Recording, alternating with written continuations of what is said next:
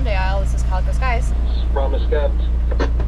Hey Michael, we just turned on the engine. We're warming her up, and I think we're going to follow our track out of here and go back up to the other spot in a little bit.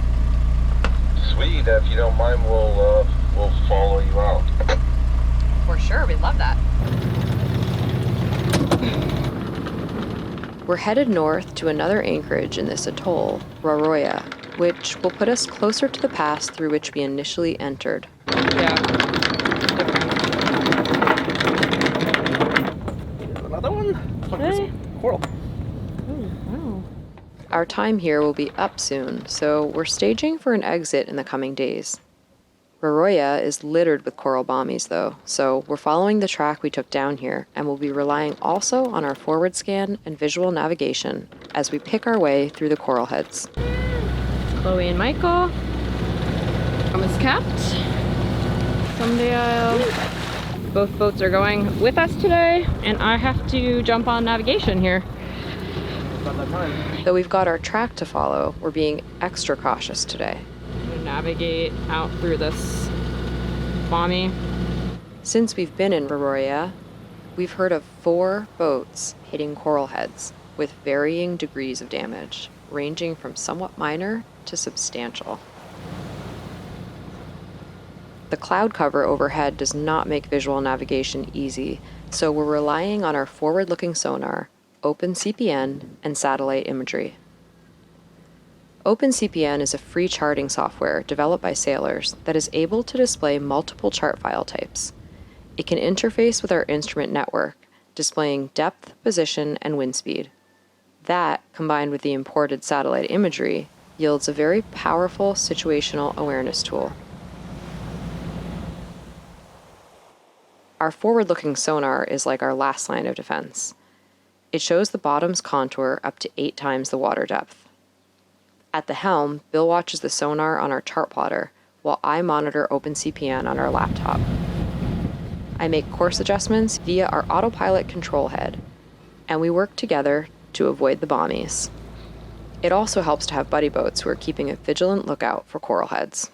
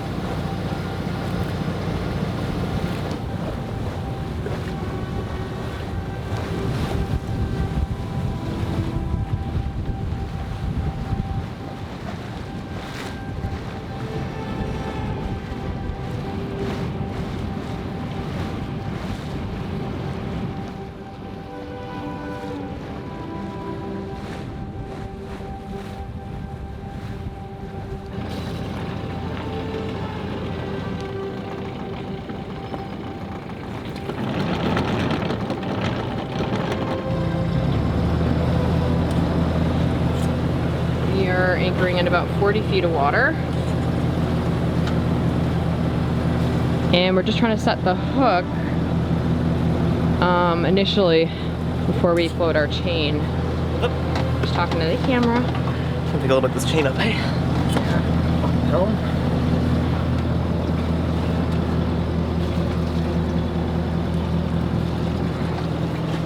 We're moving.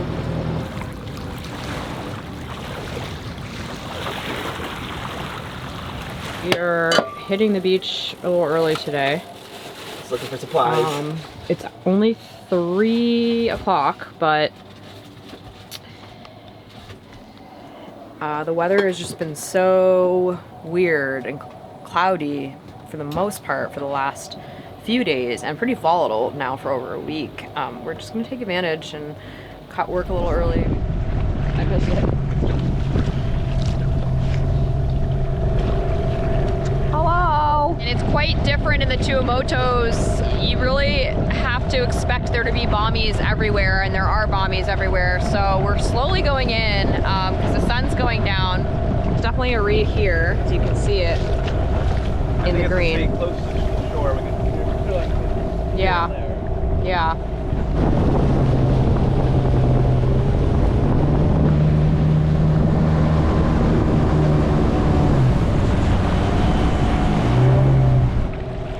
But yeah, it's quite different cruising here. You start everything much earlier. After 3 o'clock, it feels like 5 o'clock. It's very strange. The sun really goes down fast. It's super weird. Oh yeah. That's a little bigger. Yeah, it's Bommie right there. You're heading kind of forward. You see that one? Like right there, Bommie. There you go. Good.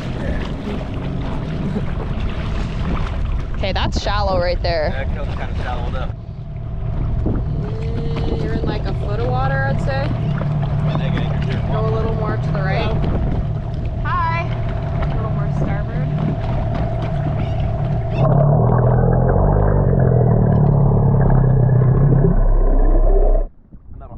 So pretty.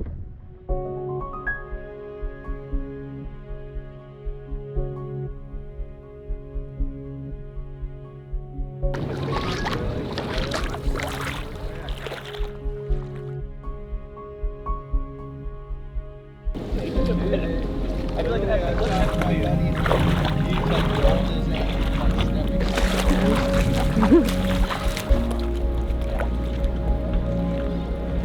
This is a gorgeous spot, I think. good as any. Oh yeah. Maybe here.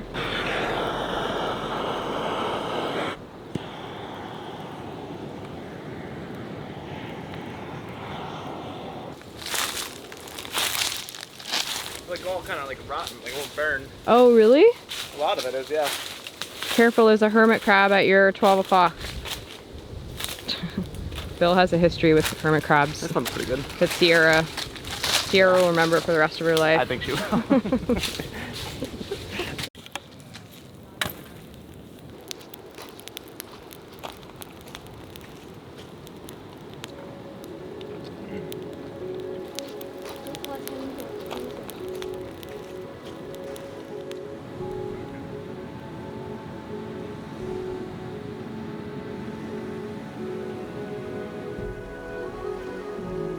Hi! Long time no see!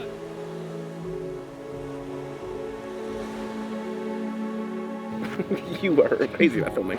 Cheers! Cheers. Bill's making fun of me because I had to film our cheers. And I just said it's a miracle we have a YouTube channel because Bill is not on the film train. No. So really, it's my crazy that puts us here. Mm-hmm. Right, Chloe? I feel like it does. Chloe and I have the same disease. Cheers!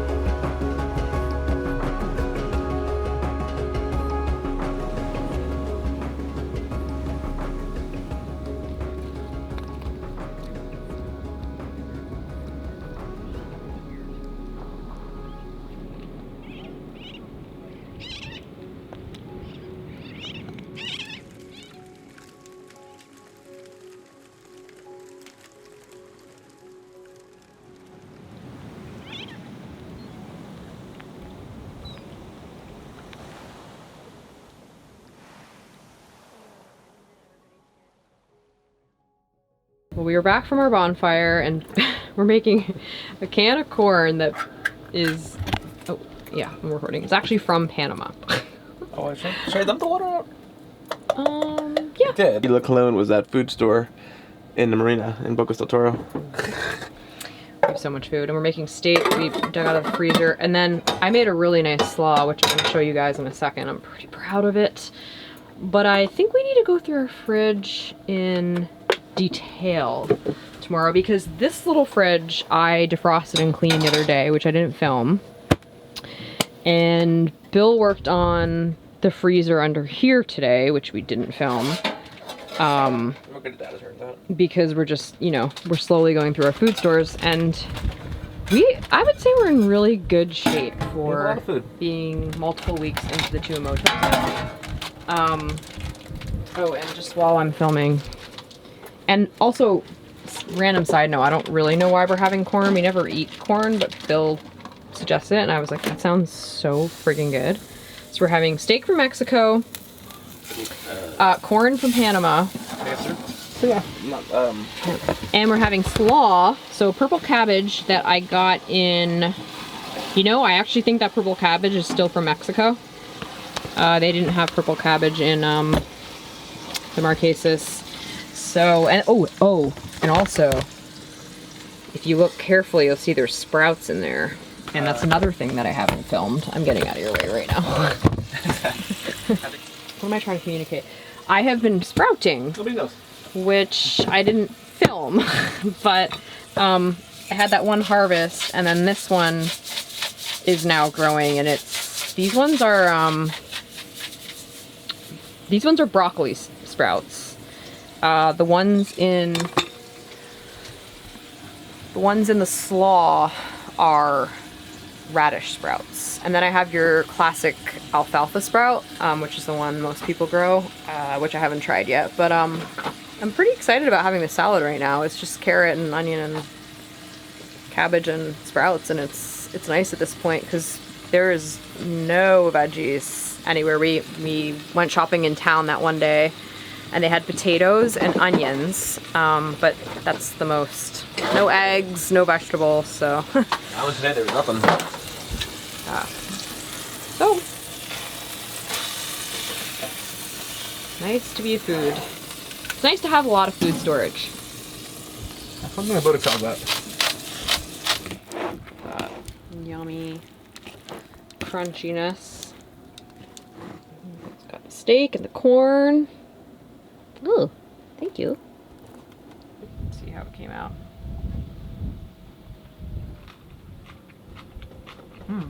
So good.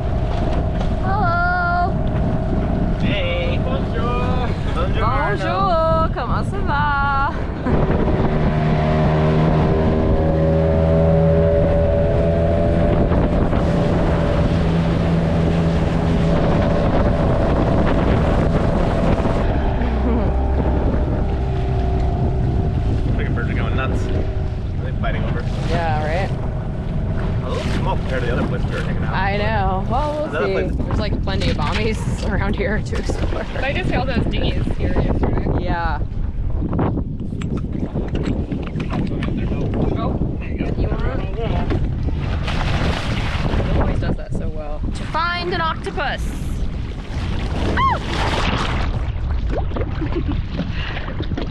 The spot we're exploring today is rumored to be home to an octopus or two, and I've got nothing else on my mind since they are my favorite underwater creature to find.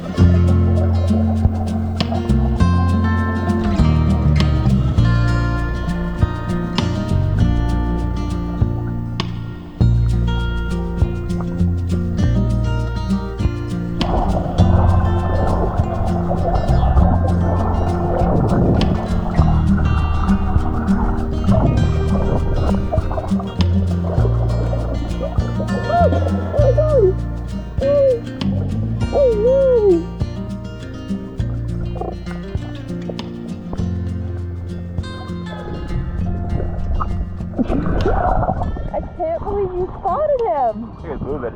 Wow. Go see like moving.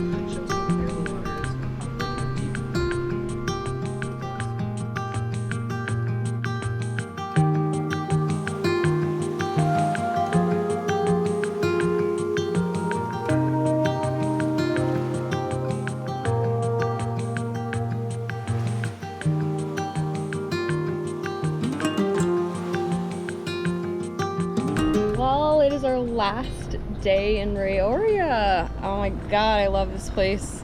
I'd love to live here, but we have to keep moving. We have a lot of miles to do before cyclone season. So tomorrow morning we're gonna head west and south to our next atoll. So we're going out today just to explore one more time this beautiful beach and do one last little snorkel. Free dive, just Bill and I, and just, yeah, it's beautiful. It's a little bit windy, but it's sunny and not too cloudy, so diving should be great.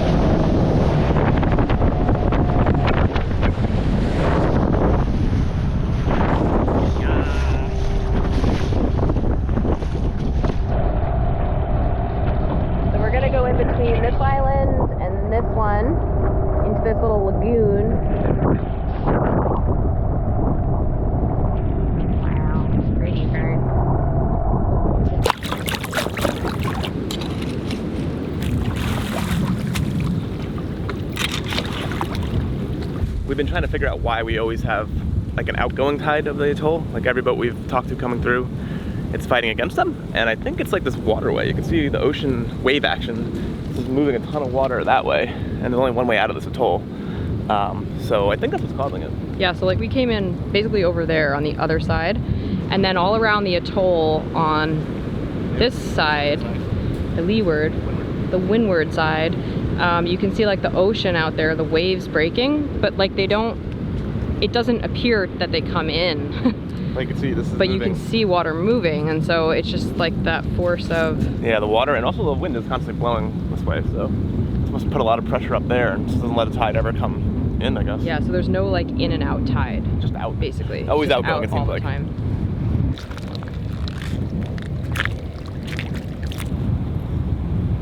Raggedy. Calico Skies is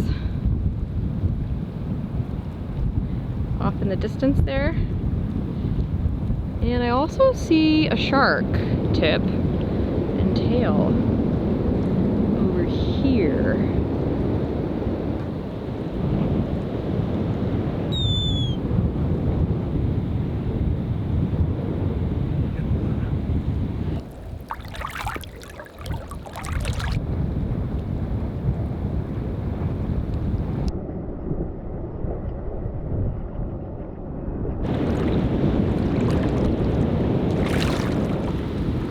One right there. Right there. See it? Yeah. It's a little baby eel. Seen them much bigger. Walked around to the leeward side now, and it's much calmer. And the coral is like sand over here, basically. Yeah. God, this is so pretty.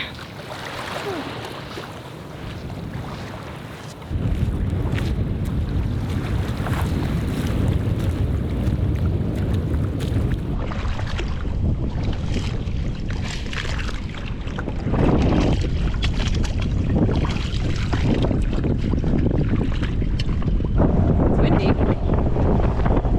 So we just came from this island, but we went all the way around. There's a lot of bommies that we're avoiding. And I'm gonna snorkel these bommies. That's my plan. Yeah. Bill's gonna lounge, I'm gonna go in. Yeah, I'm not as curious about 3-foot deep water. I just want to see every bommie. I just like deeper water, bigger wall dives, but I'm just escorting her today. Are you on the bottom of that? No. It's actually deeper.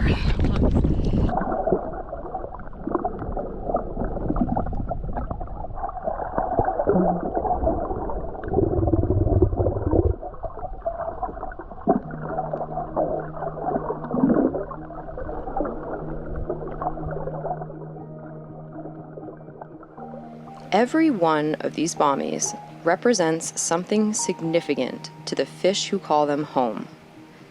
Not only do the organisms that live on the coral provide food, but they also offer protection for fish, both juveniles and beyond. If I dive the same bommies every day, I will see the exact same fish. These reef fish don't travel far outside of their home base. In fact, the black reef-tip shark, the one we've spotted on every dive here in Raoria, has a home range of only about 1/2 of a square kilometer, or 0.2 of a square mile, among the smallest of any shark species.